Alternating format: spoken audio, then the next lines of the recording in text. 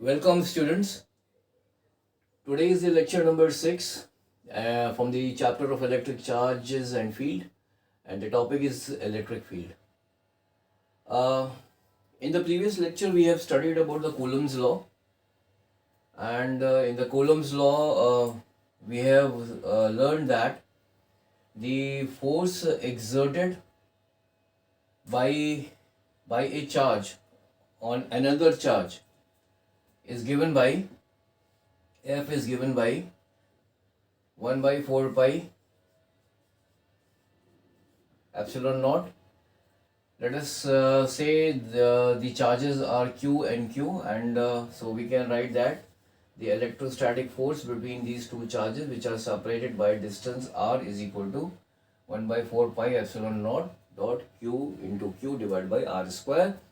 And since both these charges are of the same nature, that is, this is a positive charge, this is a positive charge, so the force will be repulsive along OP, from O to P. Okay?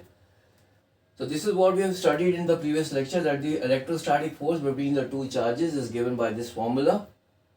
But now the most important thing which we have to learn here is that why a force is exerted on one charge when it is brought in the vicinity of another charge. वो एक important चीज़ है. तो उसको हम यहाँ पे आज इस लेक्चर में और इस सेशन में हम समझने की कोशिश करेंगे. सो यहाँ पर मैंने क्या किया है, पहले से ही एक ये डायग्राम बनाया हुआ है. इसमें मैंने एक चार्ज Q, कैपिटल Q को I have placed it at the origin of this Cartesian frame of reference which includes the x, y and z axis. तो ये इसको हम origin बोलते हैं. O is called the origin. So I have placed one charge Q at this point, and इसके बाद में हमने एक ये जो small q जो charge है, that has been brought from a very very far place to this point P which is very near to the charge Q. तो जब हम इसको लेके यहाँ पर आते हैं तो this small charge Q experiences a repulsive force, ठीक है, due to this charge Q, ठीक है, एंड दैट फोर्स की जो मैग्नीट्यूड है वो ये this is equal to 1 by 4 pi epsilon naught dot QQ upon r square. Now ये होता क्यों है? We know that each and every matter in this universe is made up of atoms. Atoms के अंदर neutron है, protons हैं, electrons होते हैं. Neutron is a neutral particle. Electron और proton, these are the charge particle है. तो for our convenience हमने इलेक्ट्रॉन को नेगेटिवली चार्ज पार्टिकल बोला है.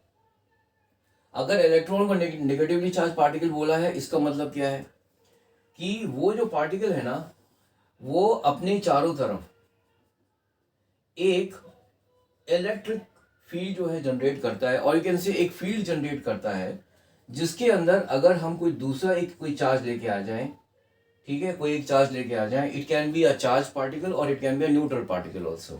तो दैट न्यूट्रल पार्टिकल और the charge particle will experience an electrostatic force. किसकी वजह से? ये जो इलेक्ट्रिकल फील्ड जो जनरेट कर रहा है उसकी वजह से. इसी प्रकार से अब ये जो इलेक्ट्रॉन है जो नेगेटिवली चार्ज पार्टिकल है, sorry definitely electron is a negatively charge particle जो हमने कंसीडर किया है, इसका जो दिस इलेक्ट्रिकल फील्ड का जो डायरेक्शन है वो अंदर की तरफ होता है. इट इज डायरेक्टेड इनवर्ड्स, ठीक है, लाइक दिस. जो इलेक्ट्रॉन है which we have taken as a negatively charge particle, उसका इलेक्ट्रिकल फील्ड का जो डायरेक्शन है दैट इज इनवर्ड्स, ठीक है, it is inward, that is towards the charge. Where as proton जो कि पॉजिटिवली, बिकॉज प्रोटॉन को हमने पॉजिटिवली चार्ज पार्टिकल क्यों बोला है? बिकॉज इलेक्ट्रॉन और प्रोटॉन जो है दे अट्रैक्ट ईच अदर. ये दोनों जो है आपस में means they attract each other when they are brought in the vicinity of when they are brought very very close to each other. तो ये जो है ना, दोनों जो है इलेक्ट्रॉन और प्रोटॉन जो है ये आपस में अट्रैक्ट करते हैं. तो हमने इलेक्ट्रॉन को एक नेगेटिवली चार्ज पार्टिकल अगर माना है, तो प्रोटॉन जो है हम उसको मानते हैं positively charge particle. Now positively charge particle का एक और है कि इससे जो इलेक्ट्रिकल फील्ड की जो डायरेक्शन है वो आउटवर्ड होती है. It is the direction of the electrical field is outward, ठीक है, इस तरह होती है, ठीक है। तो ये आपका पॉजिटिव चार्ज पार्टिकल का जो डायरेक्शन है ई का है, that is directed outwards, where as the direction of the electrical field due to a negatively charge particle it is directed inwards, ठीक है। Now so if the electron has been considered as a negatively charged particle, so we consider the proton as a positively charged particle. अब आते हैं यहां पर, ये positively charge particle है, सो ये क्या होगा, इसकी वजह से एक इलेक्ट्रिकल फील्ड जनरेट होगी इसके चारों तरफ, ठीक है।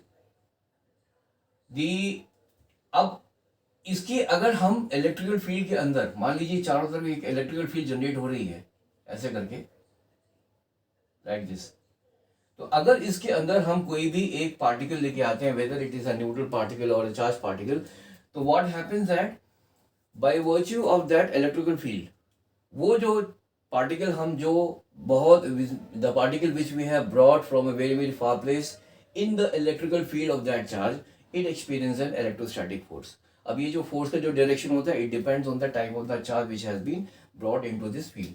अगर ये पॉजिटिवली चार्ज पार्टिकल, ये भी पॉजिटिव है, then the force of this electrostatic force will be directed in this direction, it will be directed outward। अगर ये नेगेटिवली चार्ज पार्टिकल होगा तो ये इसका डायरेक्शन ऐसे हो जाएगा, ठीक है। सो ये because of the electrical field generated by this charge Q, the other charge which is brought into the this electrical field experiences an electrostatic force. So we can say that in other words we can say that the electrostatic force between these two charges, that is Q and Q, is an interaction of the charge Q and the this electrical field generated by this Q and vice versa. So हम F को कैसे लिख सकते हैं, F will be equal to Q into E, ठीक है, because the electrostatic force, ठीक है, between the charge that is capital Q and Q is an interaction between the charge Q and the electrical field generated by this capital Q, ठीक है।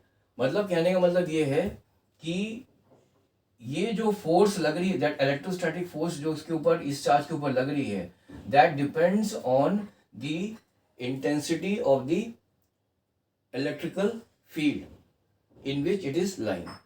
अगर इसकी value ज़्यादा होगी तो इलेक्ट्रोस्टैटिक फोर्स ज़्यादा होगा, इसकी वैल्यू कम होगी तो इलेक्ट्रोस्टैटिक फोर्स कम हो जाएगा, ठीक है। अच्छा, simultaneously one more thing, when this charge is brought in this electrical field of Q, ये जो चार्ज है इसके ऊपर तो एक इलेक्ट्रोस्टैटिक फोर्स लगा ही रहा है, but at the same time this charge Q is also exerting an equal and opposite force on this charge also, ठीक है। So now F is equal to Q ही हो गया। तो E को हम लिख सकते हैं, E क्या है, E is the intensity of electric field which can be written as F upon Q, और इसकी यूनिट क्या हो जाती है, इसकी यूनिट होती है न्यूटन पर कूलम। सो E की वैल्यू अगर ज़्यादा होगी तो इलेक्ट्रोस्टैटिक फोर्स की जो E जो इस चार्ज के ऊपर लगेगा वो ज़्यादा होगा, अगर इसकी वैल्यू कम हो जाएगी तो इसकी वैल्यू भी कम हो जाएगी। अब आता है कि लेट अस इसके ऊपर एक हाँ, दिस इलेक्ट्रिकल फील्ड जो है E is given by F upon Q, so E is equal to 1 by 4 pi epsilon naught Q upon R square, ठीक है। And in this case it will be directed outward, जैसे मैंने आपको बताया था अभी जस्ट थोड़ी देर पहले, अलोंग OP, कि जो पॉजिटिव चार्ज की वजह से जो इलेक्ट्रिकल फील्ड होती है इट इज डायरेक्ट, अगर कोई पॉजिटिव चार्ज है तो इसकी वजह से इलेक्ट्रिकल फील्ड बाहर की तरफ होती है ऐसे करके, ठीक है। Like this. और नेगेटिव चार्ज अगर है तो उसकी वजह से इलेक्ट्रिकल फील्ड जो है it is directed inwards like this. तो ये अगर पॉजिटिव चार्ज है तो electrical field will be directed outward. So ये जो इस पॉइंट पर जो इलेक्ट्रिकल फील्ड की जो डायरेक्शन होगी वो ये होगी, ठीक है, ये in this direction, that is let us say इसको हम अगर हम डिनोट करते हैं that is the electrical field at this point P due to this charge को, लेट अस से इसको हम डिनोट कर देते हैं EP।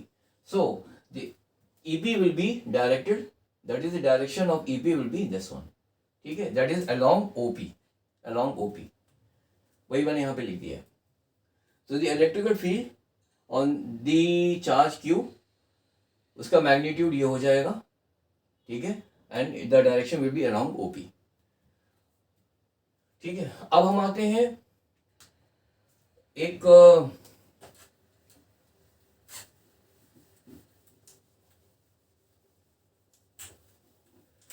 इंपॉर्टेंट प्रिंसिपल के ऊपर, that is called the principle of superposition.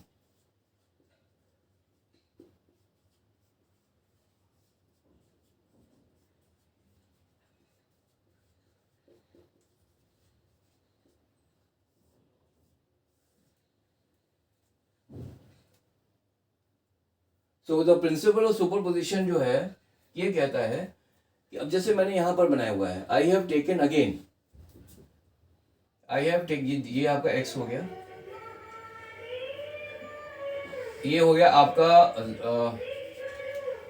I have taken the system of charge, that is Q1, Q2 and Q3, which are placed at A, B and C, and I have defined the position of these charges using the Cartesian frame of reference.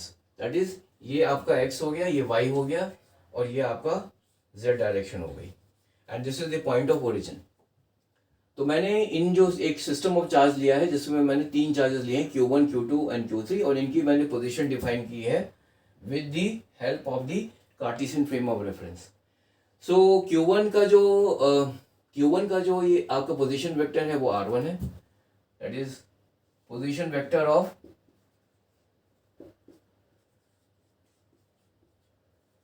Q1 जो है वो है R1। इसी प्रकार से जो Q2 का है वो मैंने लिया हुआ है R2, और जो Q3 का जो पोजीशन वेक्टर है वो है R3। What is position vector?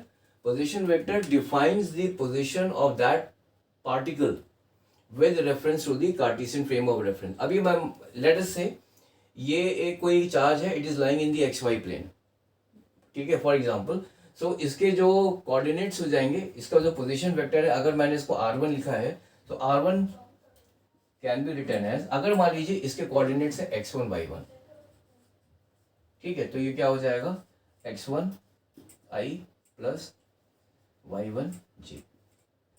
तो this is the position vector of the charge Q1। इसी प्रकार से Q2 का क्या पोजीशन वेक्टर हो जाएगा, that will be given by R2, let's say x2 I plus y2 j। अगर इसके कोऑर्डिनेट्स अगर हमारे जिस Q2 के हैं अगर x2 y2 है, अगर इसके कोऑर्डिनेट्स है आपके x2 और y2, इसी प्रकार से इसके अगर कोऑर्डिनेट आपके x3 है और y3 है तो ये हो जाएंगे आपके R3, that is x3i plus y3j, ठीक है।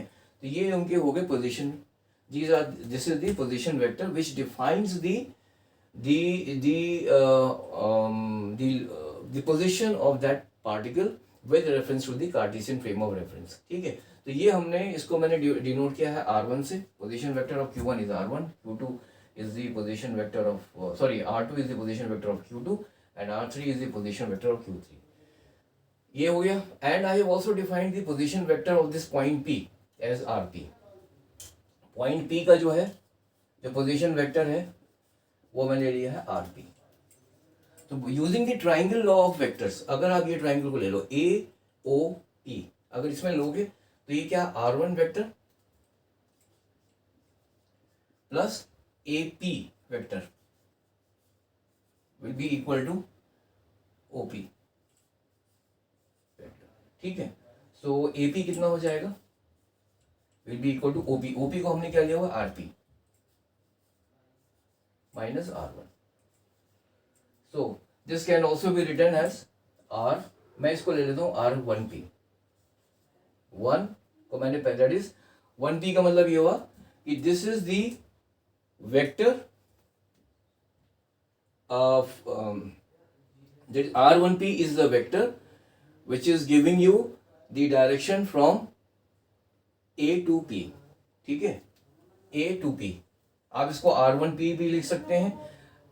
If you want you can also write it down as rp1. इसको ऐसे भी आप लिख सकते हैं, कोई इशू नहीं है.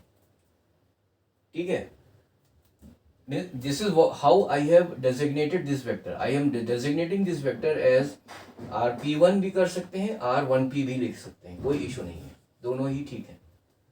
ठीक है, so if I am taking this as r1p, then ये इसकी वैल्यू हो गई आपकी. यहाँ पे मैंने यहाँ पे लिखा हुआ rp1, इसको आप लेट्स से मैं इसको अभी 1p कर देता हूँ और इसको मैं कर देता हूँ, ये तो p लिखा ही हुआ है, और इसकी ये r1p हो गया है, इसकी वैल्यू हो जाएगी हमारी. इसी प्रकार से अगर हम ट्राइंगल लेते हैं POB, ये B है, दिस इज B. ठीक है, तो उसी प्रकार से क्या होगा, इसका जो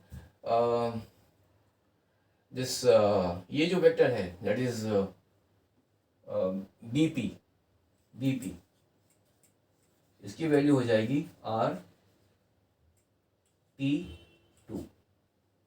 ठीक है, हम इसको rp2 कैसे होगा, which is equal to rp minus r2, where rp and r2 are the position vector.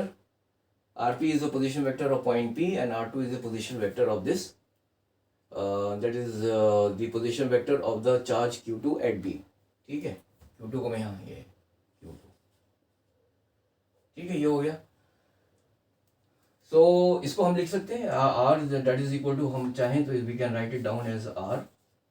अब नॉमेनक्लेचर है, अगर मैंने यहाँ पे r1p लिया हुआ है तो I will be taking it as r2p कर देते हैं. ठीक है, ठीक है, मैंने इसको जो है लिख लिया r2p. So r2p is the vector along bp. This is the vector along bp, along bp, and this is the vector along ap. ठीक है, अब हम इसको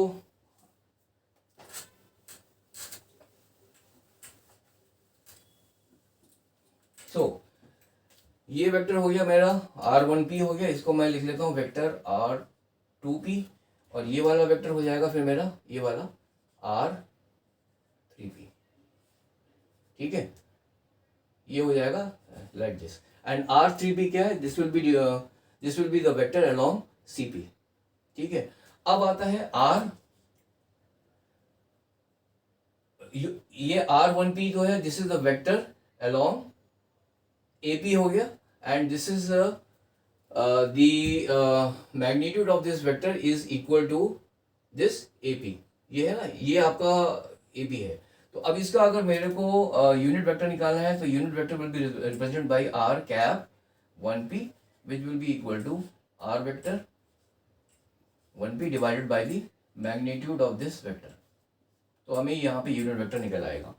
So अगर मेरे को E1 इलेक्ट्रिकल फील्ड की डायरेक्शन निकालनी, और या इसको इलेक्ट्रिकल फील्ड E1 को मेरे को वेक्टर फॉर्म में लिखना है, तो मैं क्या लिखूंगा, E1 will be equal two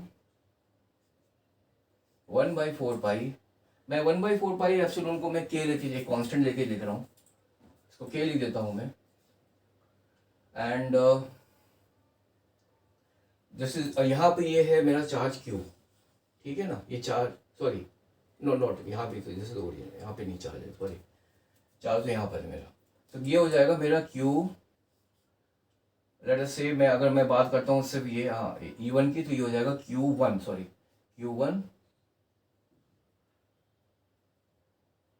divided by R 1p whole square into the unit vector that is R1p. ये हो जाएगा मेरा, this is the electrical field E1 along AP, and it's in the vector form it can be written like this, that is E1 is equal to K, that is equal to 1 by 4 pi epsilon naught Q1 divided by R1P whole square dot, this is the unit vector which is along unit vector along, आप चाहो ऐसे मैं आपको लिख देता हूँ along, or you can say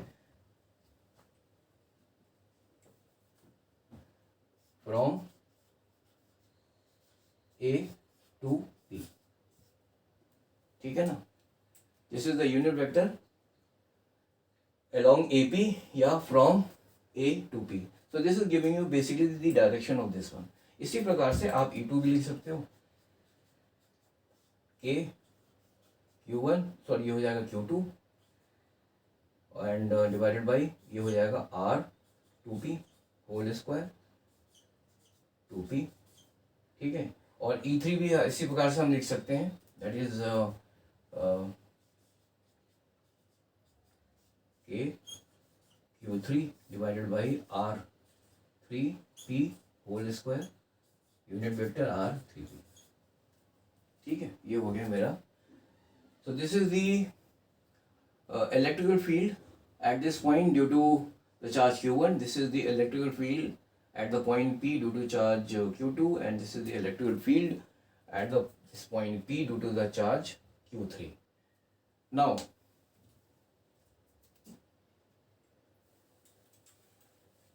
as according to the principle of superposition, the electrical field at this point is the vector sum, that is the electrical field, let us say at the point P is equal to the vector sum of the electrical field due to the individual charges at the point P. Electrical, again I am repeating, that is the, as per the principle of superposition, the electrical field at the point P is the vector sum of the electrical fields due to the individual charges which are placed in the vicinity of that point. तो यहाँ पर अगर हम बात करें, यहाँ पे 3 charges हैं, तो यहाँ पर इलेक्ट्रिकल फील्ड क्या हो जाएगी, that will be equal to E2 plus E3. This is equal to the vector sum हो जाएगा लाइक दिस, ठीक है. तो this is called the principle of superposition. And आपको मैंने इलेक्ट्रिकल फील्ड क्या होता है उसके बारे में बता दिया. इलेक्ट्रोस्टैटिक फोर्स और इलेक्ट्रिकल फील्ड में क्या रिलेशन है. इलेक्ट्रोस्टैटिक फोर्स क्यों लगता है चार्ज के ऊपर, जब किसी एक चार्ज के पास में हम दूसरे चार्ज को लेके आते हैं, क्या रीज़न है, वो भी मैंने आपको बता दिया. What is the this principle of superposition है, वो भी मैंने आपको समझा दिया है. So this is the basic description, और you can say the basic means you can say the basic information which I wanted to just convey to this lecture number 6. And the most important thing here I just wanted to tell you is that force on a pair of charges is dependent on the intensity of the electrical field, ठीक है ना. That is E is equal to, जैसे आपको मैंने बताया, E is equal to F upon Q, ठीक है.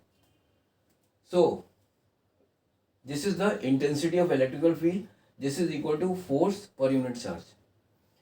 अगर इसकी वैल्यू आपकी ज़्यादा है, ठीक है ना, अगर इफ ये जो इंटेंसिटी ऑफ इलेक्ट्रिकल फील्ड अगर ये इसकी वैल्यू ज़्यादा है तो इलेक्ट्रोस्टैटिक फोर्स की वैल्यू बढ़ जाएगी, और अगर इसकी वैल्यू कम है तो इलेक्ट्रोस्टैटिक फोर्स की वैल्यू कम हो जाएगी, ठीक है.